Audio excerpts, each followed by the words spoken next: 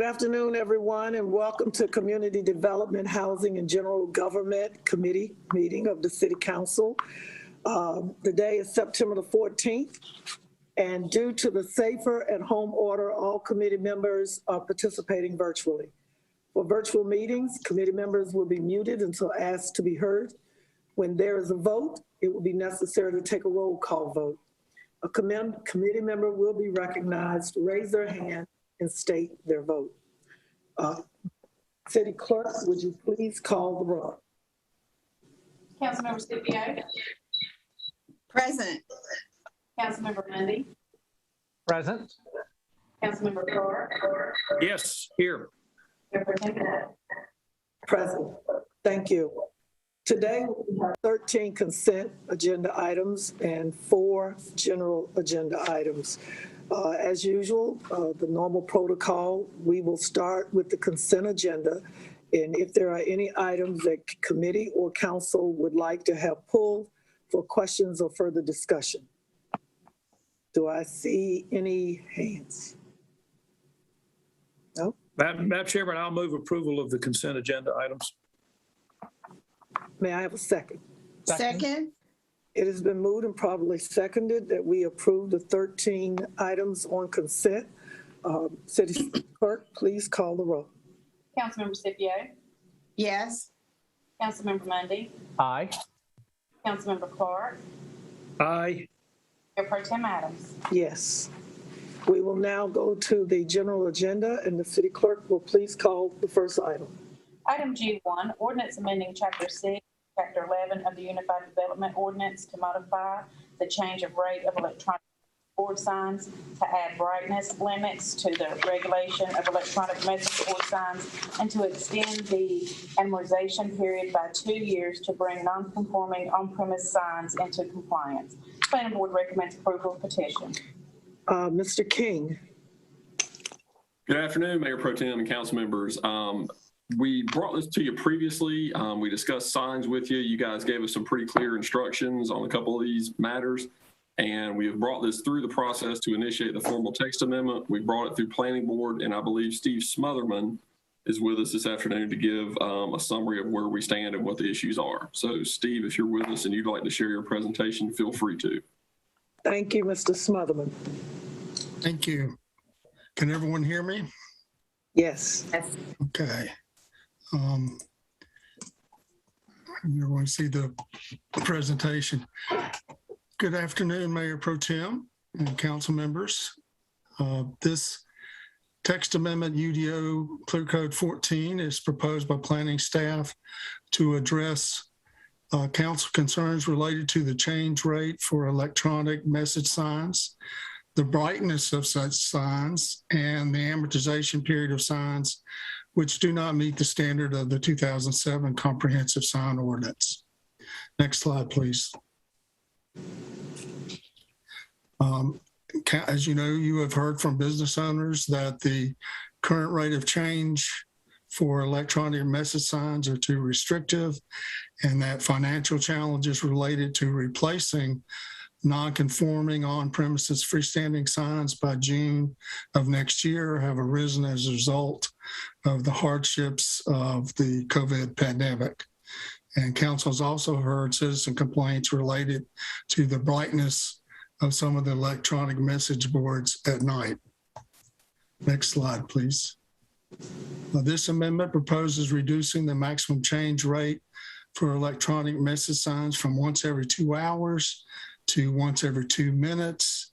As you recall, the committee recommended once every minute, but the planning board preferred to increase that slightly to a change rate of once every 2 minutes.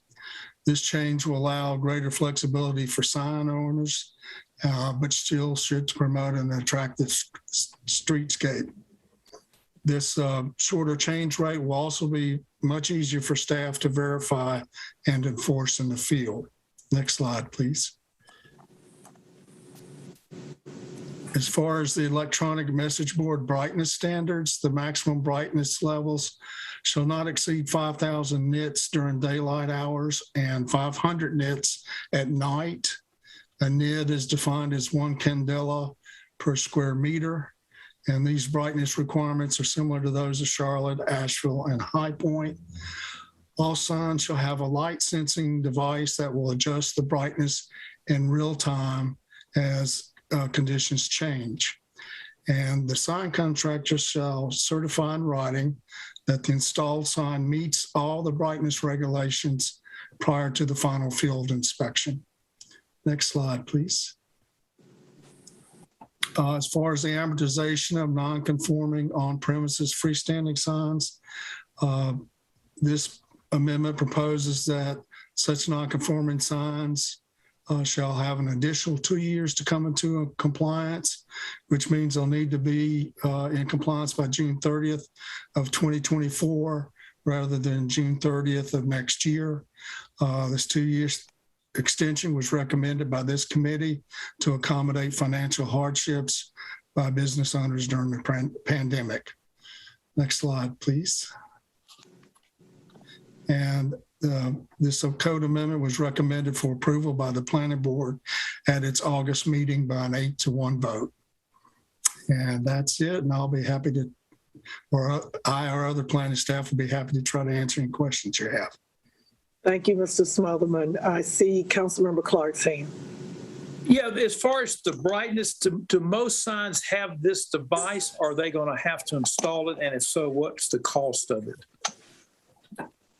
Most of them have the device. I don't know precisely what the cost of it is, but most of the electronic message, as far as the changing as far brightness of real-time ambient conditions, they have those.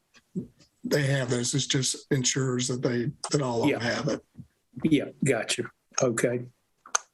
Councilmember Larson. Thank you, Mayor Pro Tem. We put out letters years ago when this came about. Removal of non-conforming signs went out to various businesses and owners. Some have complied, some have not. Ordinances have been adjusted somewhat over the years. When we implement this, are we planning to send out a notice to the non-compliant sign owners specifically about their sign and the need to come into compliance with the new deadline? Yeah, we absolutely are. Councilmember Larson, that was kind of the plan all along with the original amortization period, to kind of hit the 5-year mark, send letters, which we did, and then kind of get closer to 2 years, 1 year follow up with letters at those intervals to keep folks reminded of this. And obviously when COVID hit, we kind of backed off of that. But once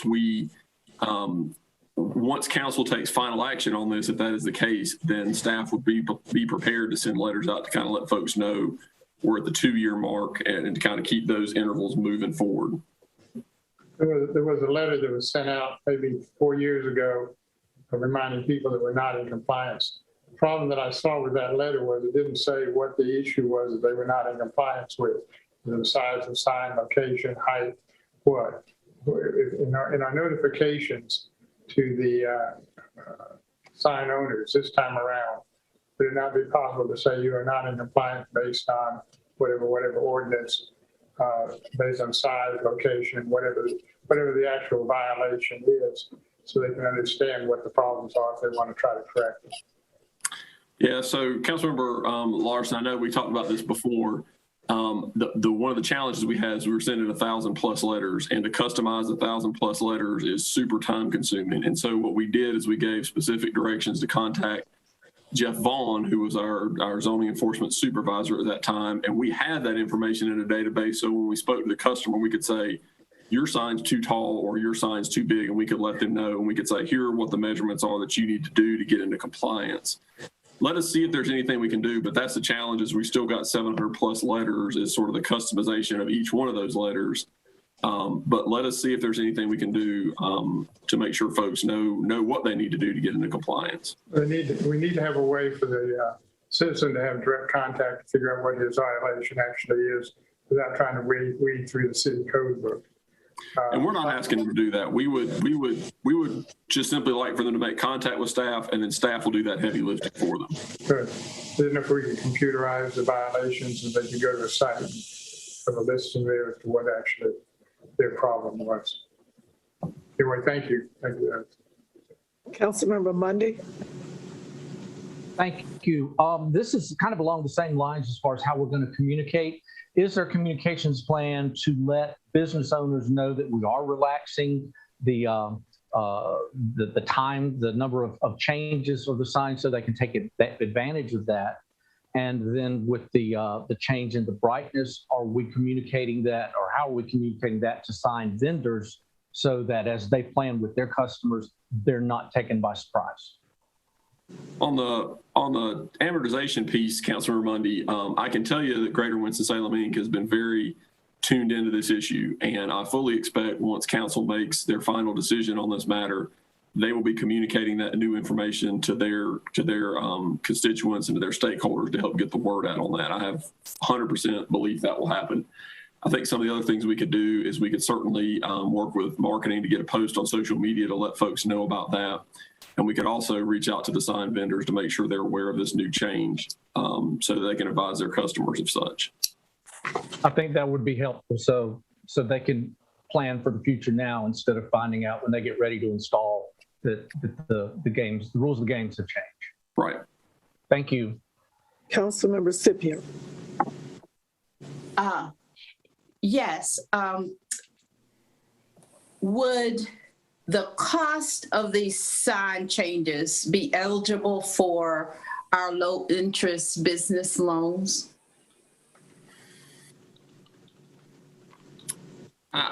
I don't know the answer to that one, Councilmember Scipio, and I see the city manager thinking on it a little bit there. I don't know if he's got any input on that one or not. Well, perhaps we can just investigate that because for some of these small businesses, the cost of making the sign changes might be a bit of a challenge. And if we could establish that they would be eligible for our low interest business loans might be a good thing. Fair enough. Councilmember Clark. Yeah, one more question.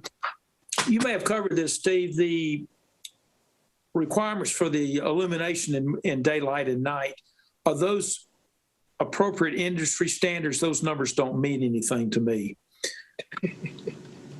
They are the standards that, yes, that we get from Charlotte, Nashville, and High Point. I don't claim to be an expert on that, but that fits in to most of them. I know Charlotte has increased their daytime level to 7,500 nits, but High Point and Nashville left theirs at 5,000.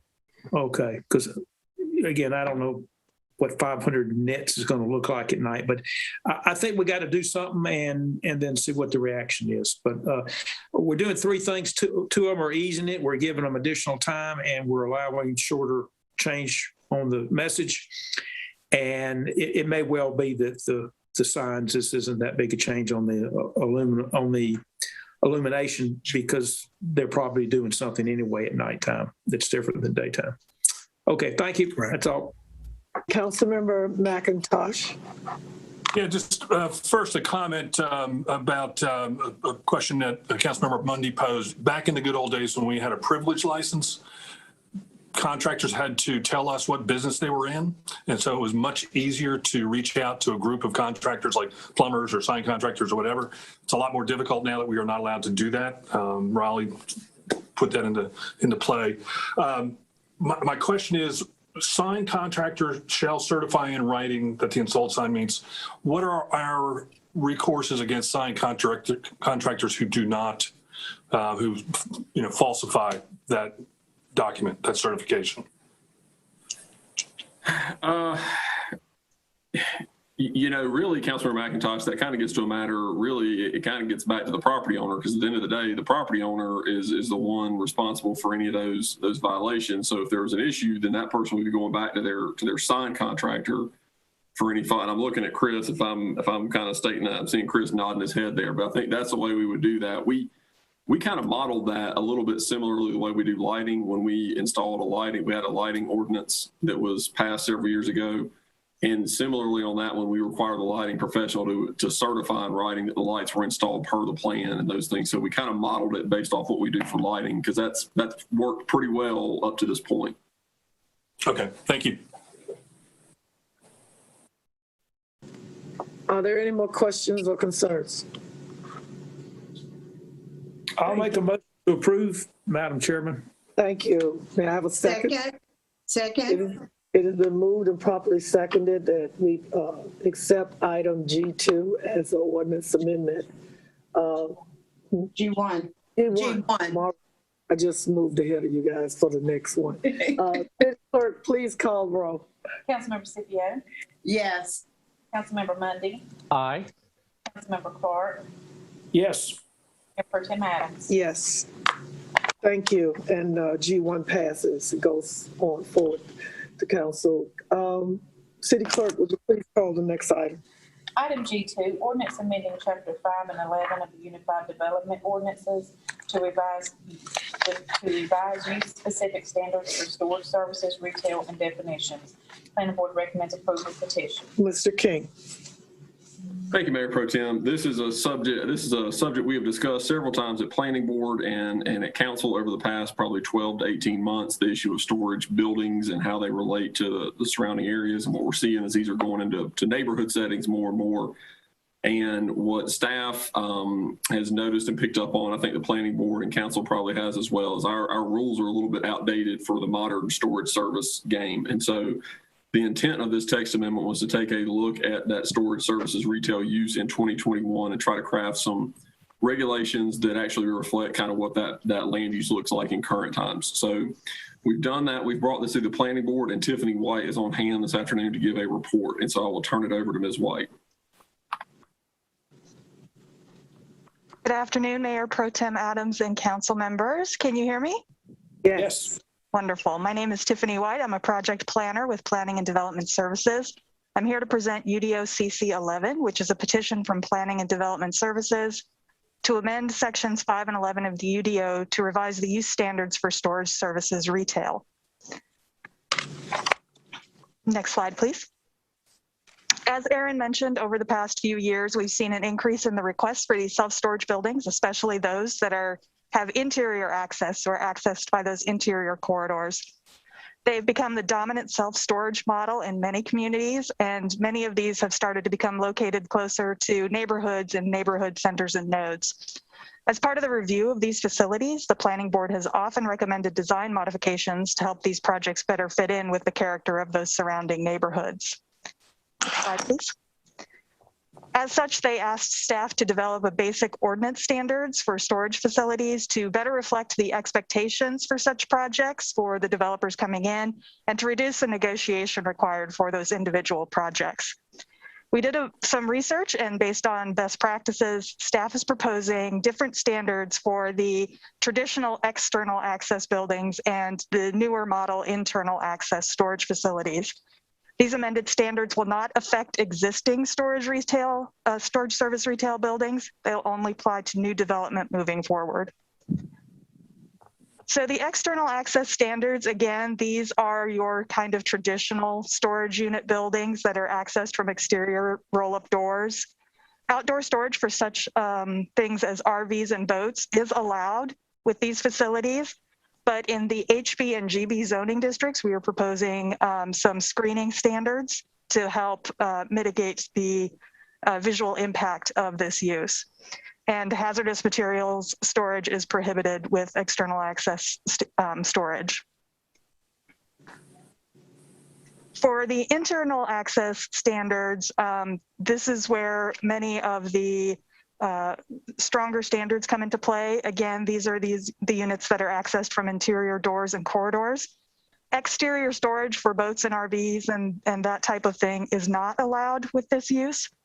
We also specify some building materials like stone and brick and architectural detailing to help break up the long facades of these buildings.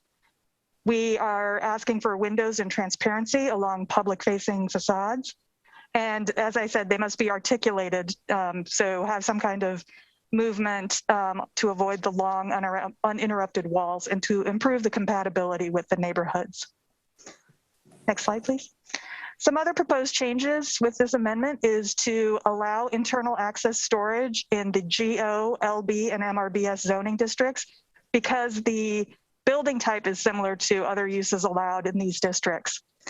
Internal access storage in the PB and LB districts would be allowed only with a special use permit from the elected body, And we're requiring a mix of non-residential uses along the street level right-of-way in these districts.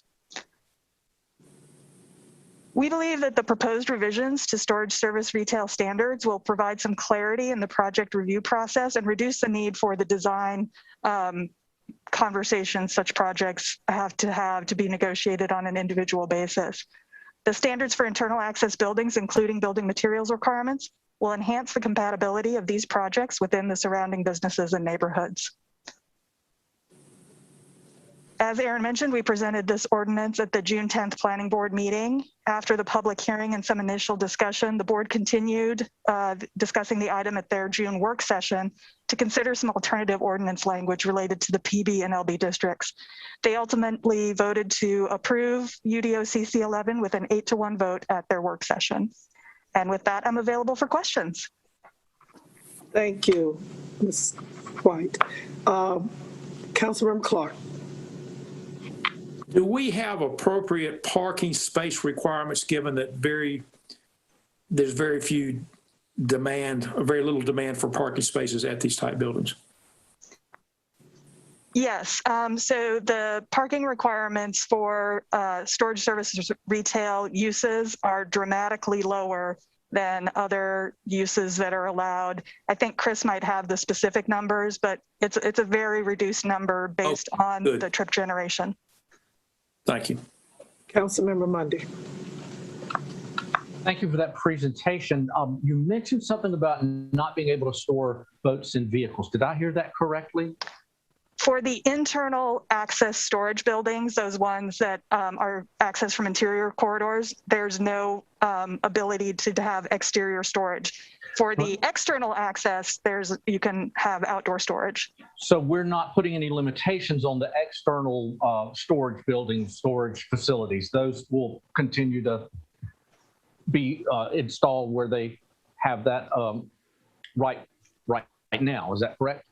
Correct. So the zoning districts where outdoor or external access is allowed continue moving forward. Thank you. Mm-hmm. Any other questions or comments? Councilmember Clark, just to answer your question, the parking requirements for storage services retail are very low.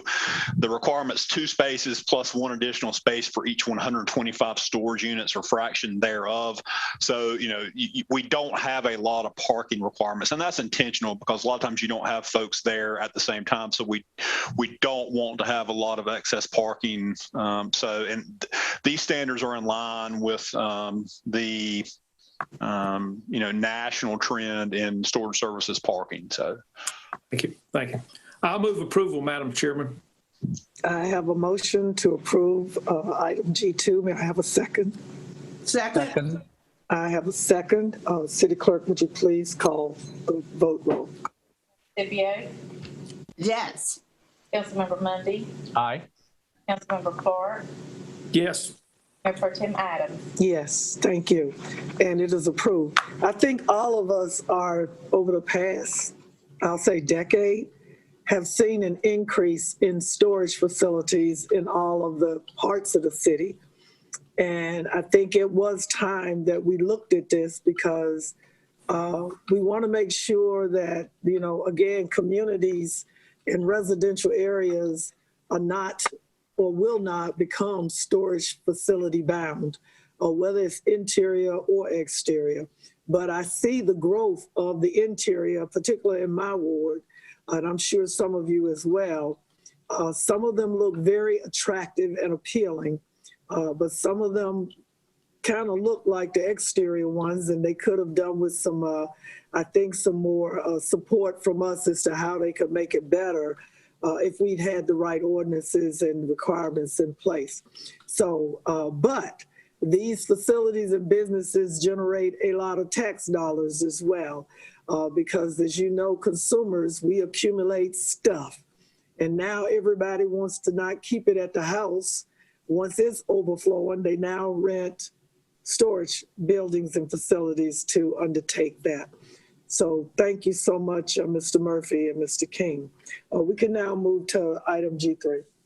Item G3, information on 964 Kearns Avenue. This is Ms. Tony and Ms. Richmond. Ms. Tony. Yes, thank you. And good afternoon, Mayor Pro Tem and Chairwoman Adams and members of the committee and council.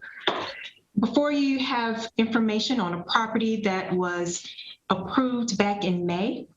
The property has some time for demolitions, and over that 90-day period, the contractors discovered there were good things in the home. So Marla Newman and Deputy Community Director Sharon Richmond are on the call to answer specific questions, and you'll also notice that there are pictures reflecting the interior of the home in your agenda package. So this is for information, or is this being forwarded to council based on if we decide to do something, Ms. Tony, or what? Yes, thank you, Mayor Pro Tem. This is information. It's an update because you all have voted to proceed. This is not in line with the typical demolition based on new information that has come up about the property and who owns it and the property taxes. So I think it's just kind of some direction from council on how to move forward if you want to continue to move forward with the demolition. Thank you. And this is in Councilmember Clark's ward. And Councilmember Clark, I'm going to go ahead and ask you, is there anything you need? I would like to continue. I have been in discussions not only with Ms. Tony's department, but with the legal department. And all I can tell you is the more we learn, the more bizarre this gets. And I would like it held at least a month. So if we can hold it to October. Again, every time we get one question answered, we get 4 new ones. And it's at the appropriate time, I can tell you everything. But again, it's just getting, as I said, more and more bizarre. So we just got a long ways to go, I think, before we get everything answered. But if we could hold in committee for a month, I'd appreciate it. But Councilmember Clark and then Councilmember Scipio, I'll get to you. The house no longer looks on the exterior like it looked when it came to us. Am I right on this? Yeah. Oh, yeah. The city went in and we took off, and we, of course, put a sanitation lien on the property, did extensive improvements to the yard. And at that time, when we took the ivy off the house, we actually found the door that was unlocked. So that's how we were able to get in. But when we found out how, I was curious as to how the property taxes were being paid. We thought someone was paying them. That's not, in fact, the case. The county actually found a checking account with this lady's name, and they've been, what's the word I want, encumbering? Garnishing. There we go. There's the legal. We've been garnishing the money. So now we have this bizarre checking account that we're checking into. So it just goes on and on. So give us a month. I think we can get it all unraveled. It has been an eyesore to the neighborhood. I don't dispute that. But it's not in that bad a shape. But at the same time, we've been having to upkeep this thing for 20 years. Yeah. So more to come. Councilmember Scipio. Just a question. So we do know the owners, or we don't know the owners, or it's a mystery who owns the house? Is that the biggest problem? They're aware of the owner. Yeah, but we send them information. We never hear back. They don't respond to letters and things. They live in California, or she does. But as I said, we just found out today that, in fact, I thought some type of trust account might be paying the taxes. What's the term you use, Ms. Tony? Garnishing a checking account. Well, who owns the checking account, and does it get replenished, and is it going to run out of money soon? And it just goes on and on. So okay, give us a little more time. We'll have all the answers here. Okay. Do we need any action on that, city attorney or Ms. Tony, as to this staying in committee to next month? I'll divert to the attorney. Good afternoon. You all can agree to just leave it in the committee until next month. Thank you. Are all of your committee members in agreement? Thank you. Yes. Thank you. Thank you all. Thank you. City Clerk, would you please call the next item? Item G4, update on preparations for the 2021 Carolina Classic Fair. Mr. Rao. Good afternoon, Mayor Pro Tem Adams, members of the City Council. Meredith's going to pull up a presentation for our viewing. So over the last good many months, the city staff has been working on plans to hold the Carolina Classic Fair starting October 1st through the 10th. We've been monitoring the data that's been going on in the community, and we know that the numbers are not trending the way we'd like. But with that in mind, we have worked on developing what we're calling a health and safety fair opening plan. And what I'd like to do is just give you an overview of the measures that are laid out in that plan. The full plan is attached to the agenda, so there's a lot more detail to the plan than what I'm going to present to you this afternoon. In addition, Dr. Christopher Ohl with Atrium Health, Wake Forest Baptist, and Joshua Swift with the Forsyth County Health Department have joined the meeting to provide some their insights into how we should look ahead to the fair. So with that, I'm going to proceed through the plan. The first few slides just wanted to share some CDC, what we call the considerations for traveling amusement parks and carnivals. So these are some guidelines, if you will, and it's in about three categories. So the first one is promoting behaviors that reduce spread. And among those, they are staying home when appropriate, hand hygiene and respiratory etiquette, masks, having adequate supplies, and then signs and messages. Then the next kind of general principle is maintaining healthy environments in these venues, when and how to clean surfaces and objects, shared objects and touch points, modified layouts and procedures, physical barriers and guides, communal staff spaces, restrooms, food and beverage concessions, ventilation and water systems, and then finally, maintaining healthy operations. Next slide. So regulatory awareness, being aware of federal, state, and local guidelines and regulations, recognizing signs and symptoms, gatherings, staggered or rotated shifts in attendance times, travel and transit, having a designated COVID-19 point of contact, communication systems, and staff training. So with those three general categories of considerations in mind, the next several slides lay out some specific measures that are established in the health and safety opening plan. So under promoting behaviors and reduce spread, our plan would be to have the health screening questions for employees and guests. The questions that asked, have you tested positive recently? Are you exhibiting symptoms? And basically, asking, folks not to enter the fairgrounds if they are exhibiting any of those symptoms, whether they're employees or guests. Secondly, the plan is to provide hand sanitizers throughout the fairgrounds, including the midway. I mean, the sanitizing stations will be everywhere. And strategically placed too, in a lot of cases, next to entries and exits and gaming booths, any touch points that we know that we need to have sanitizing stations located. And with regard to masking, per the mayor's declaration, masking will be required indoors. So for the annex, the education building, the home and garden building, our livestock buildings, restrooms, people will have to wear masks to be in there.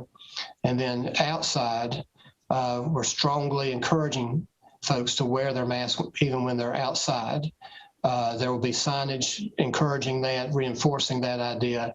And as I noted there, even employees and vendors will be strongly encouraged to wear them at all times, not just when they're indoors, but also when they're outdoors. As I mentioned, we'll have sanitizing supplies well in stock. We already have 50,000 masks already on site, and our plan would be that if someone were to try to pay for admission and not have a mask, then we would give them one and reinforce that message right there at admission. And then, as I mentioned a moment ago, signs deployed throughout the fairgrounds with multiple messaging regarding health and hygiene reminders, about not touching your nose and your mouth, or touching objects and then touching your nose and your mouth, kind of going back to that original point about hand hygiene and respiratory etiquette, and then reminding folks about masking, and also encouraging social distancing. Next slide.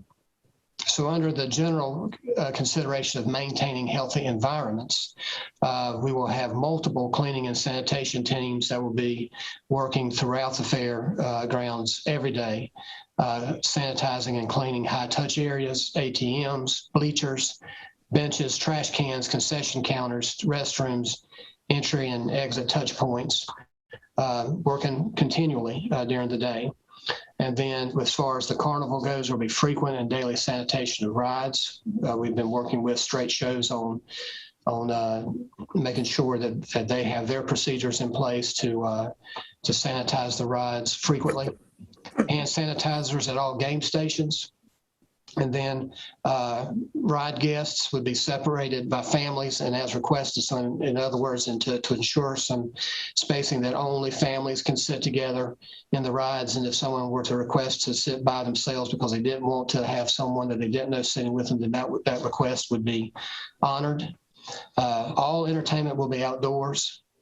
What we have been advised in staff's conversations with public health officials is that outdoors is better than indoors. And so all entertainment will be outdoors. Our restrooms will be assigned individual attendants who will continually clean all parts of the restrooms, handles, and all the facilities.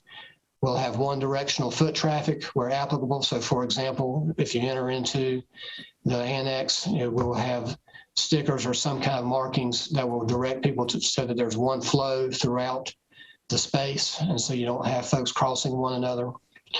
And then open air facilities will always have their doors open, so we facilitate the ventilation of air. Next slide.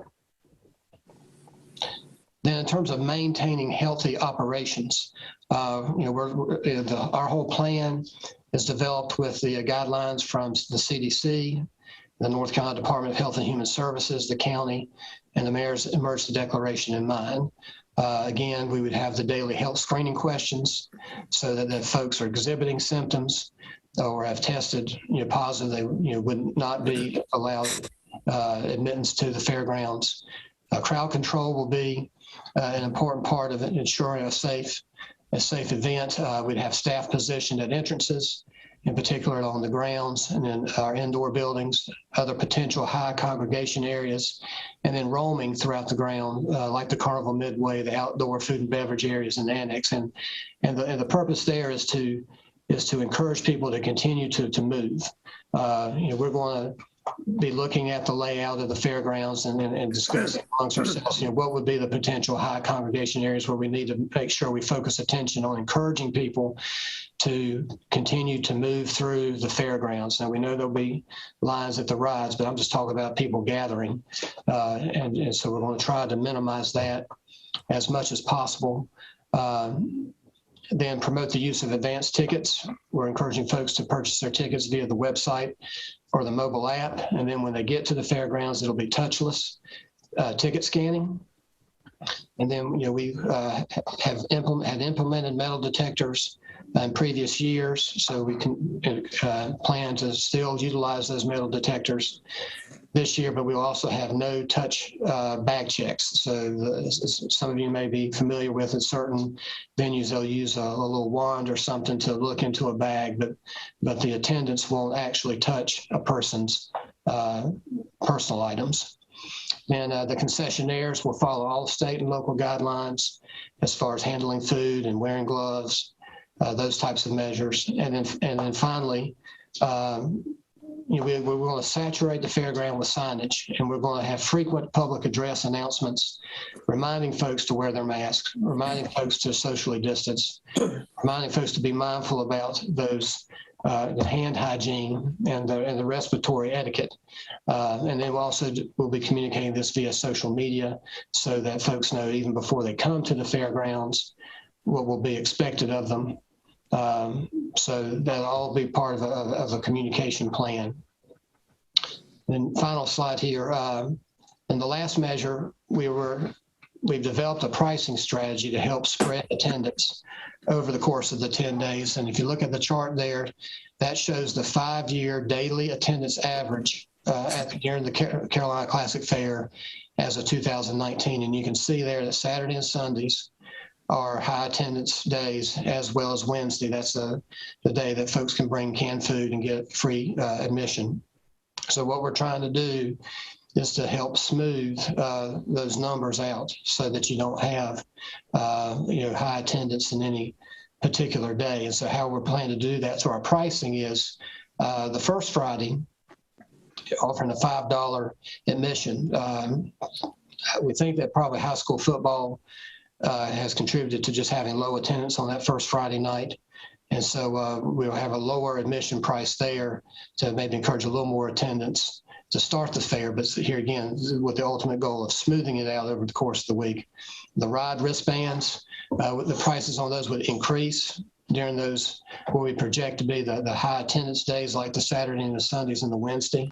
So again, trying to encourage people to maybe go during times where there's not as much attendance. Kids 12 and under be admitted free, seniors 65 and older be admitted free, and then early bird tickets to encourage non-peak entry. This is something we've already employed over the years, but charging a $5 admission Monday through Thursday from 11 to 4 to encourage folks here again to come during these non-peak times during the fair. So as I mentioned, this is a very kind of high-level overview. There's a lot more detail in the plan that was attached to the agenda.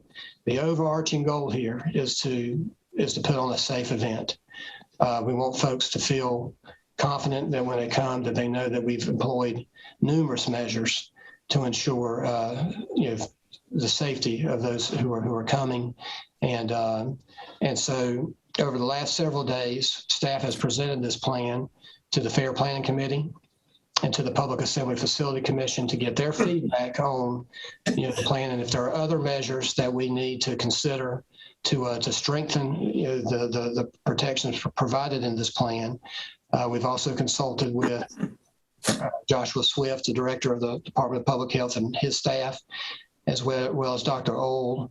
And so that is my formal presentation, and I'll be happy to answer any questions, but I also, again, recognize Dr. Old and Mr. Swift if they would like to, if the chair would like to recognize them. Yes, are they on the, I don't see them. I'm like Councilmember Clark yesterday. Our screens are smaller now, so I don't see everybody on the meeting. Yes, Dr. Orr, are you on the call, on the meeting? Dr. Old? Ma'am, yeah, I'm here. I can't get my video to turn on, but I'm here. So here we go. Start my video. I would like to just add a few comments. We talked about this. I've actually thought about the fair for some time now. And I think this falls into one of those areas where you have to really think about the whole benefit of the event and then think about the risk of the event.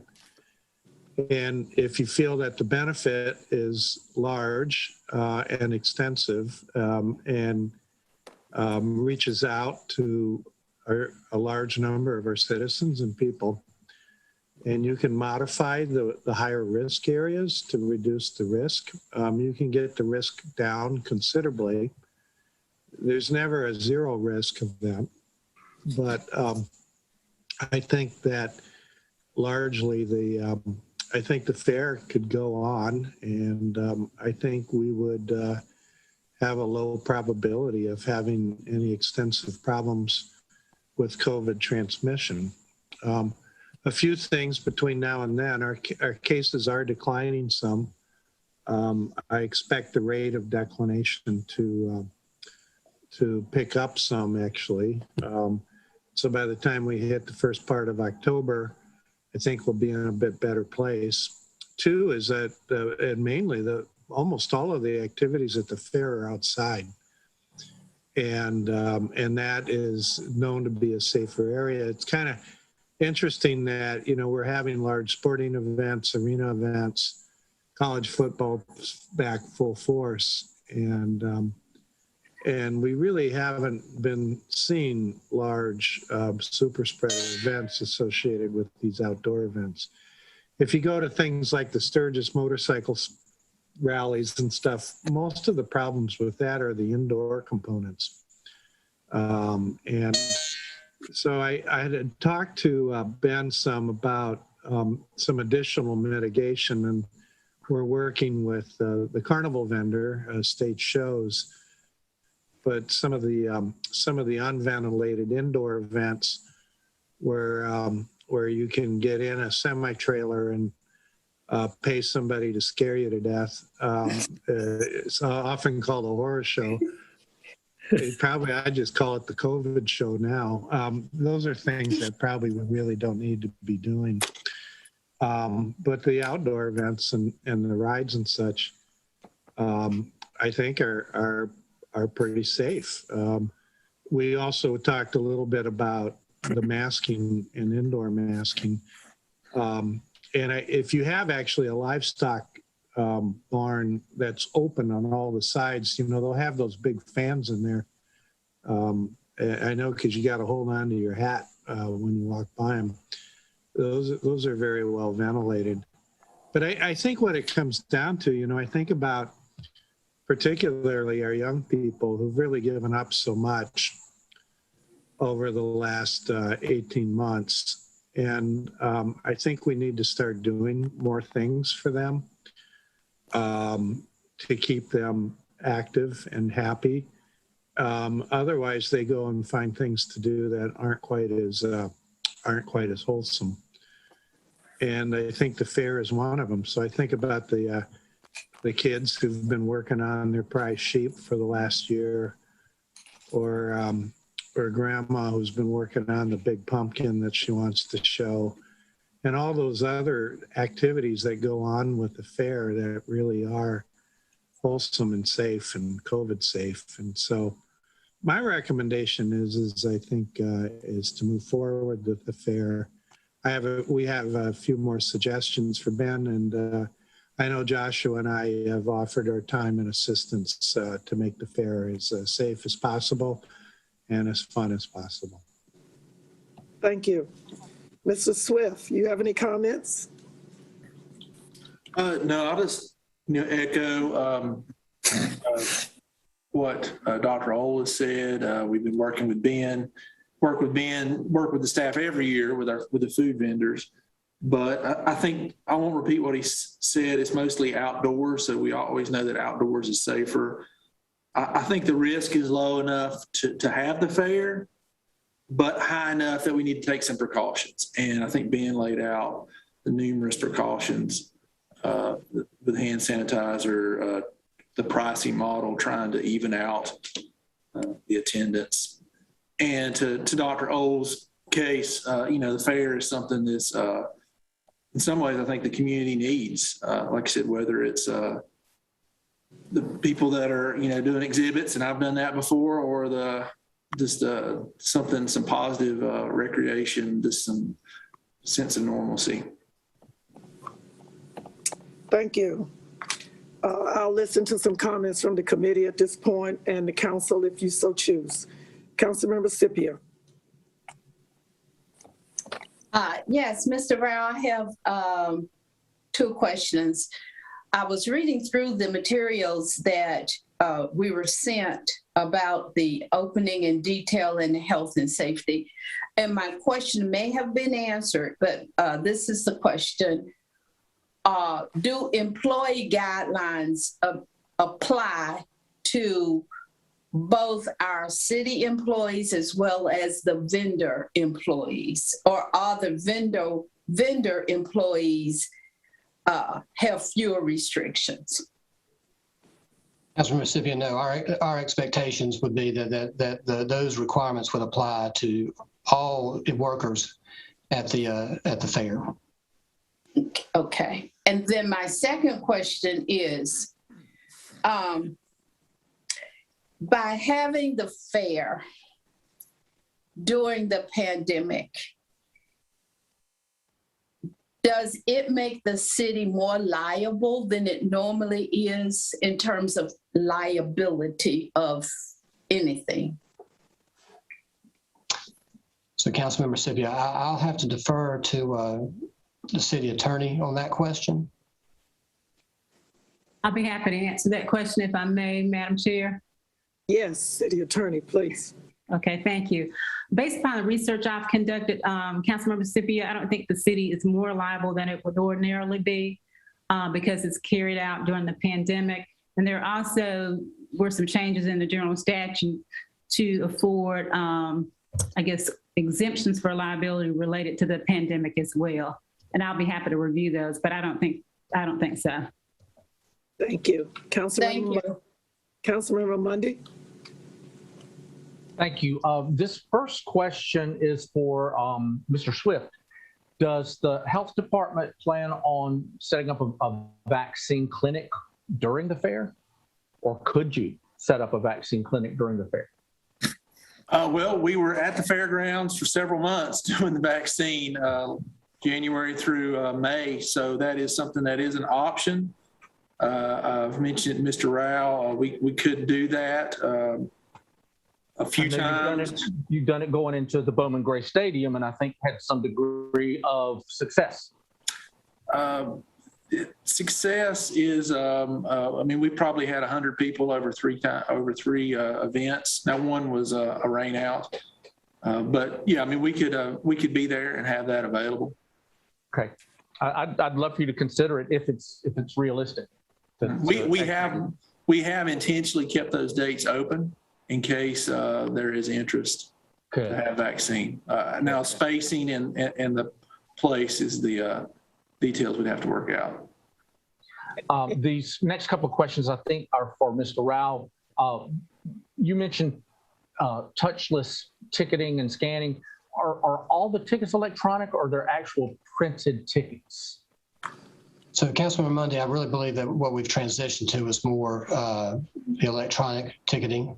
Okay. And I mean, I think that particularly this year, that's what we would be encouraging. I mean, folks can get advanced tickets, but really trying to, we've got numerous websites where they can access the mobile app and to download the tickets. So you've then got an opportunity to communicate the mask requirement right there when they purchase their ticket. So no one should be taken by surprise. Or after they pay for parking and get to the gate, that they're seeing that for the first time. That's correct. And we will also be, communicating this through our social media platforms to make sure that people are aware of what, quite honestly, the expectations will be for them, coming to the fair. I don't know who's doing your design, but if I were in charge of the design before they complete their sale, I would have a pop-up that they have to click on that says you're aware you have to wear a mask if there's no big cost to do that. Are they going to be actually asked these COVID questions as they come in the gate? And is that realistic given the number of people who are going to be arriving at the same time? So no, I mean, one thing that we are trying to be mindful of is not wanting to create a situation where people are, congregating or massing up at the entrances as they're coming in. So we'll have these questions prominently displayed. I mean, it's going to be, I guess you could say, kind of an honor system, but they'll see the questions and our hope will be that they will do the responsible thing and not come in if they meet any of those, answer yes to any of those questions. Okay. And then the last question, I think, was it sounds like we're going to have more staff than we typically do. And is that going to be an issue given our labor shortage and crunch on getting people employed? So, Councilmember Mundy, we probably will have to have some additional resources. Although over the years we've had clean teams and that kind of support staff. So we just recently had a job fair specifically for the fairground. So I can certainly provide you with some additional information about the results from that. Okay. Yeah. So in a nutshell, you think you can fill those extra spots? We do. Okay, good. Thank you.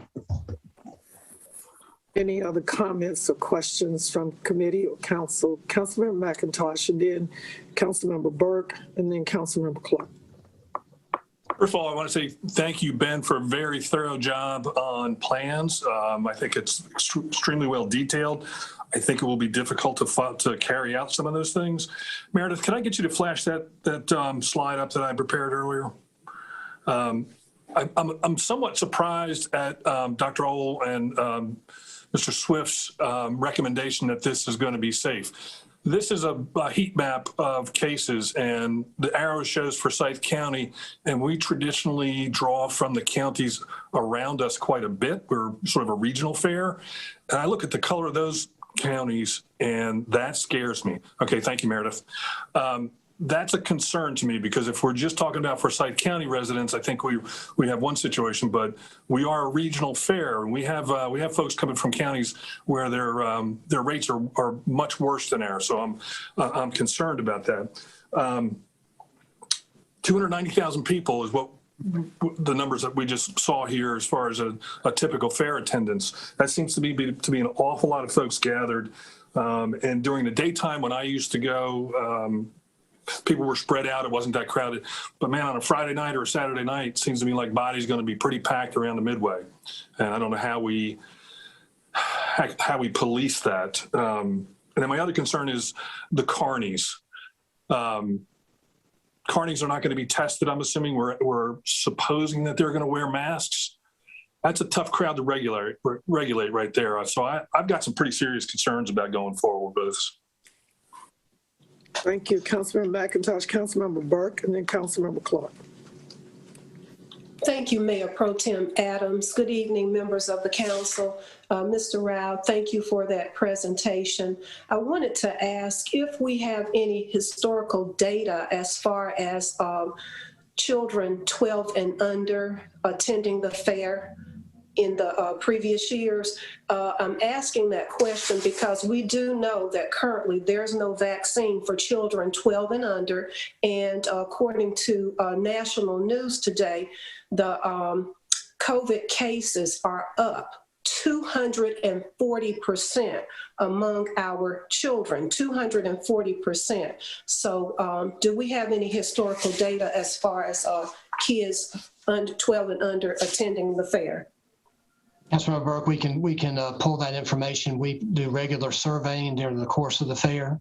So I will work with the fairground staff on pulling together that information.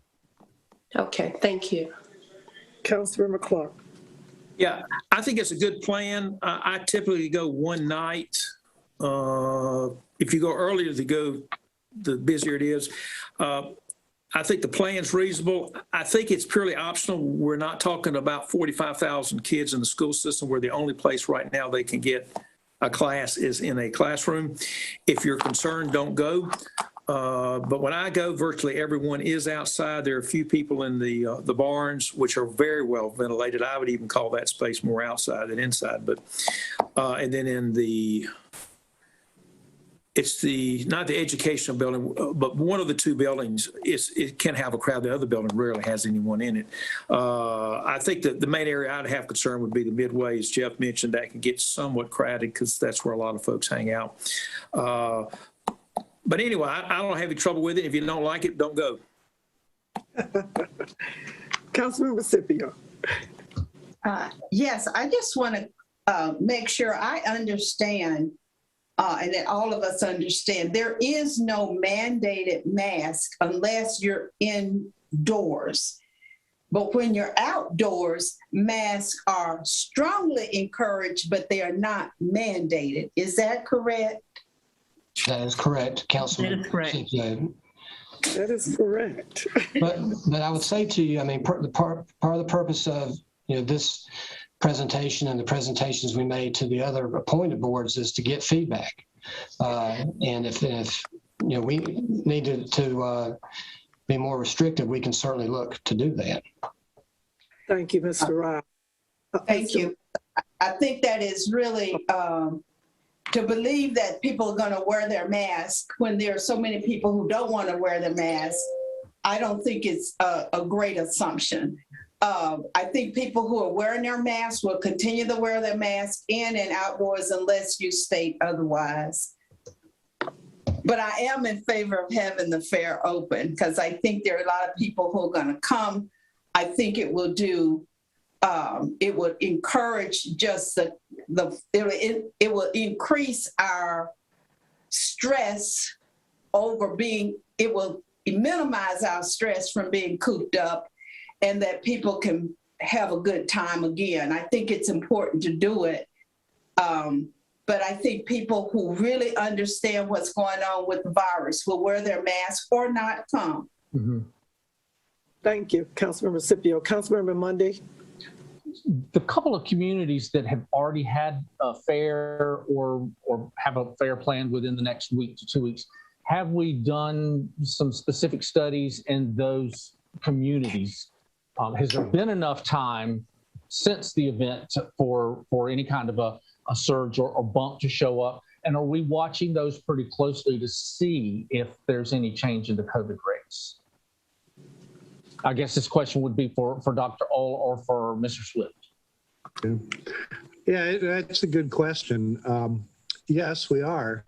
So the Western North Carolina Fair is right now, right? I think. So we'll have data from that. Minnesota State Fair, which is a large state fair, is finished. So we'll have some information from there. And there's been other similar venues like the fairs that have been largely outdoors, and we have information from there. So it's kind of the bottom line is if you can keep it outside and you can keep the crowds from really packing it in, and during the indoor events and the large buildings that we have there, which are ventilated, if people wear their masks, I really do think we're going to be okay. I don't spend a lot of my nights worrying about this, actually. There are other things related to COVID I worry about more.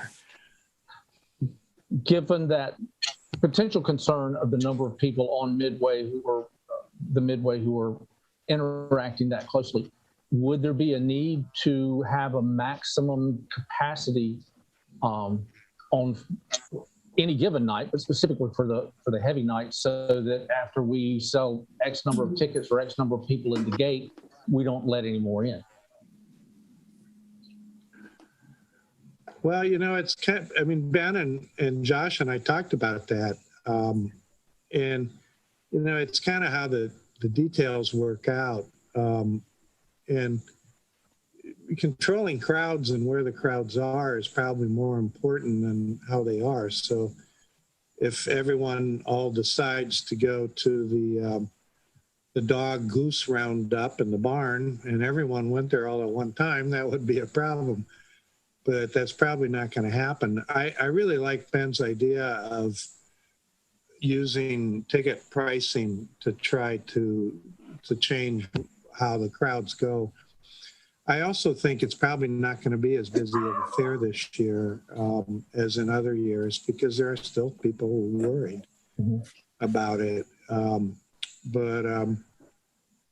think it's one of those things we plan it and do it, and then if we have to modify a bit on how the crowd control goes, we do that as time goes on. But we're also, and Ben I think mentioned, working with the Midway people to try to space out within the available areas how the rides and the Midway vendor attractions go.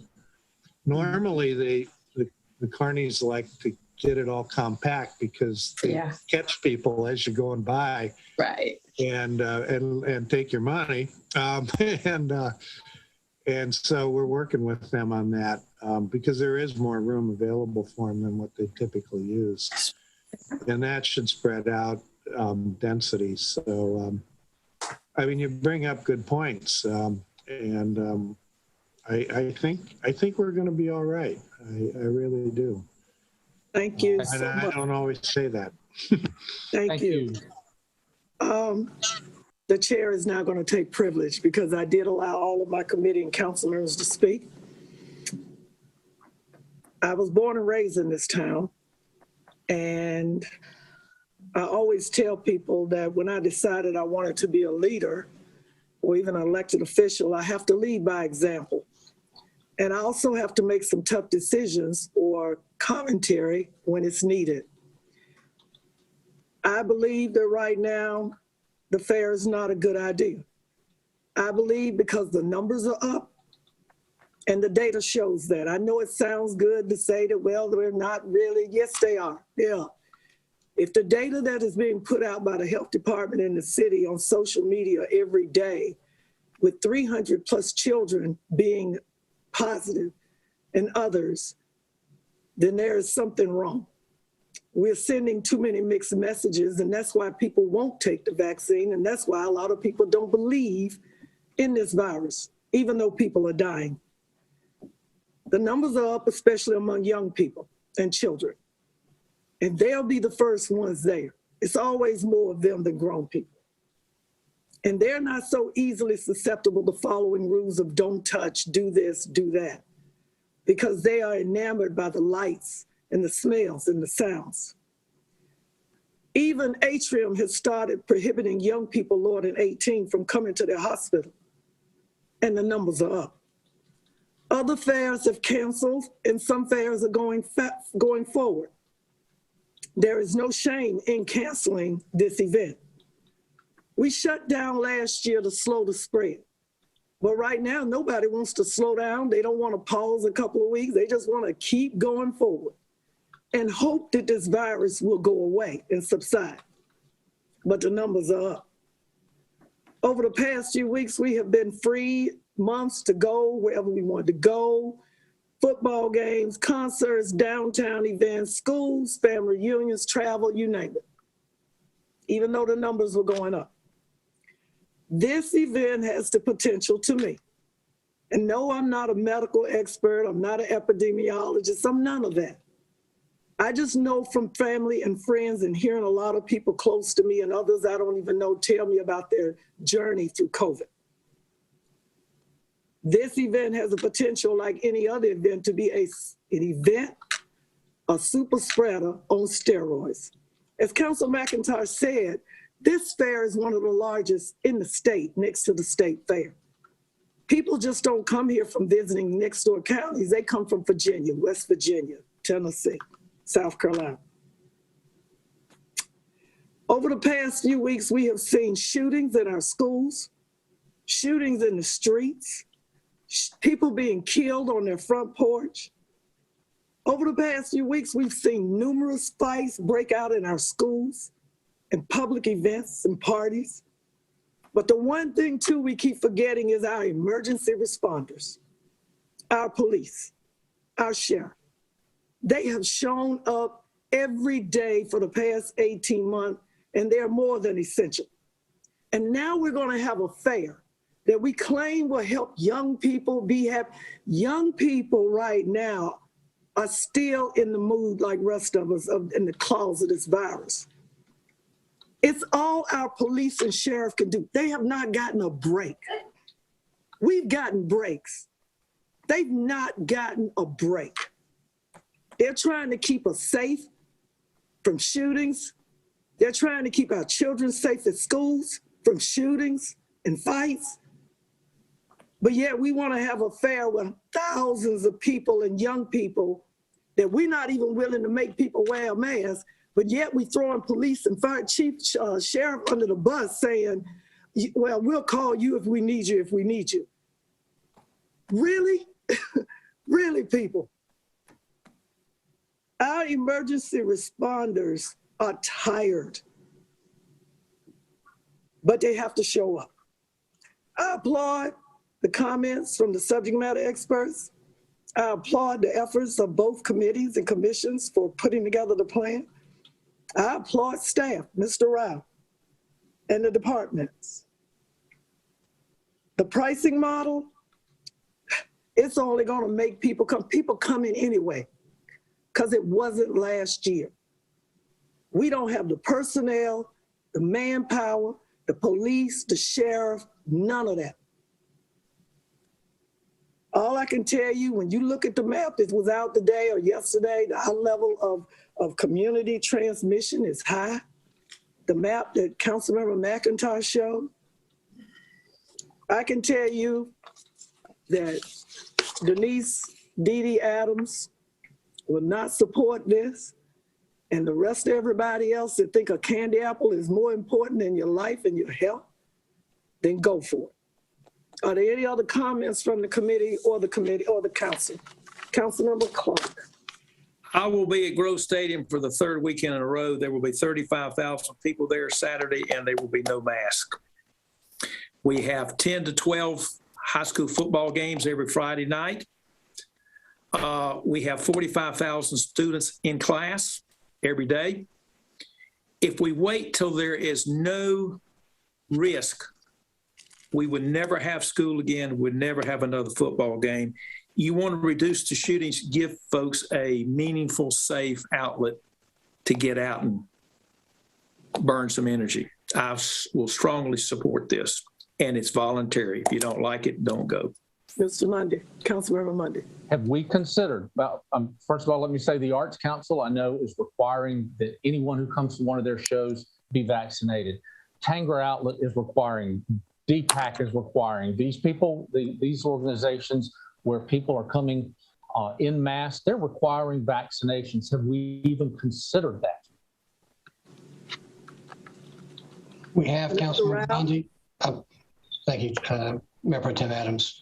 We have, and that's still something that I think is on the table. The issue about for those who aren't vaccinated having to provide evidence of a negative test is a somewhat problematic because of the supply challenges we have right now. At least that's that's all the more incentive to get the vaccine then, and that's what I'm thinking. I'm not thinking that this is just to keep people safe at the fair. I'm thinking the more people see that they cannot walk freely and go to work freely and go to shows freely without a vaccination, that they will be vaccinated. So it really, for me, it's got a greater purpose than just the fair itself. Yes, sir. So, Mr. Rao, where do we go from here? So, Councilmember Adams, I think that the city manager and I will, continue to have some discussions, make sure we have discussions with all council members to see if there is a consensus about moving forward.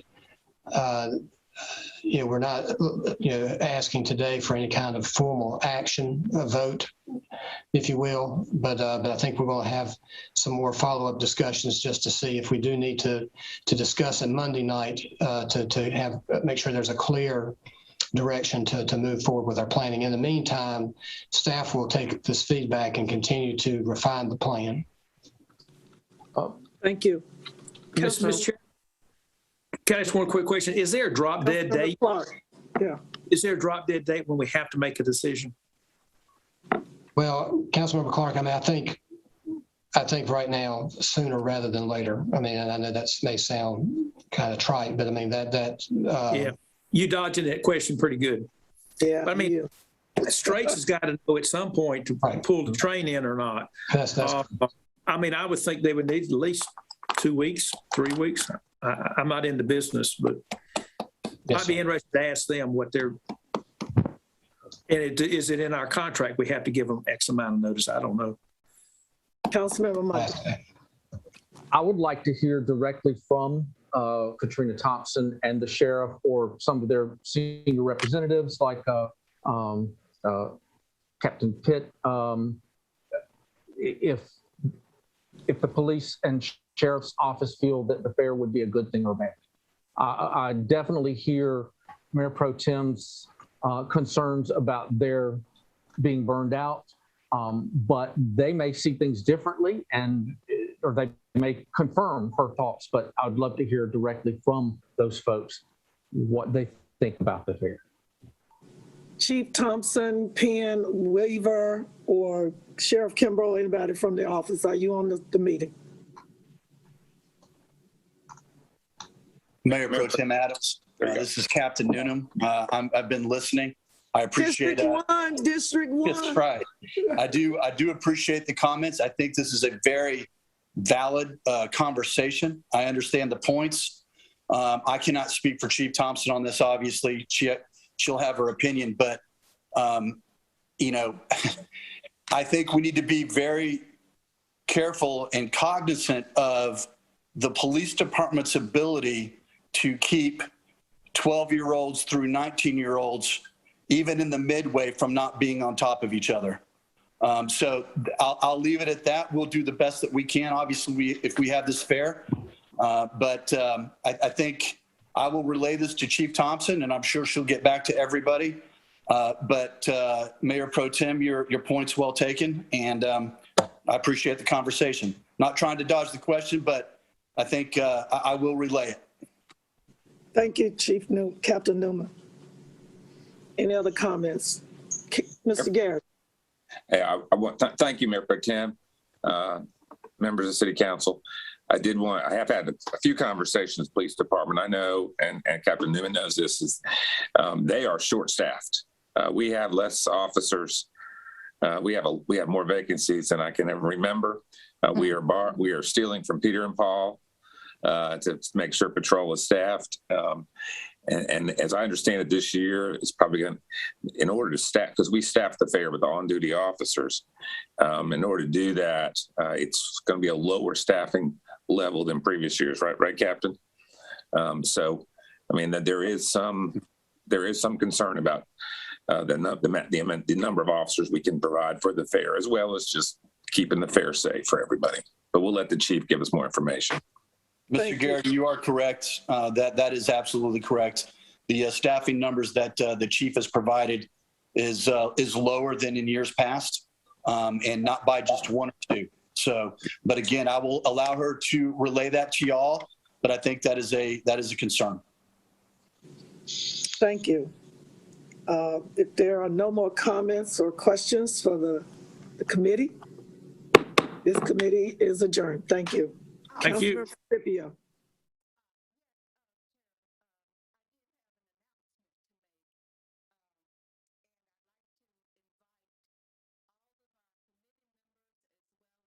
Our residents and all elected officials to go to the Forsyth Central Library.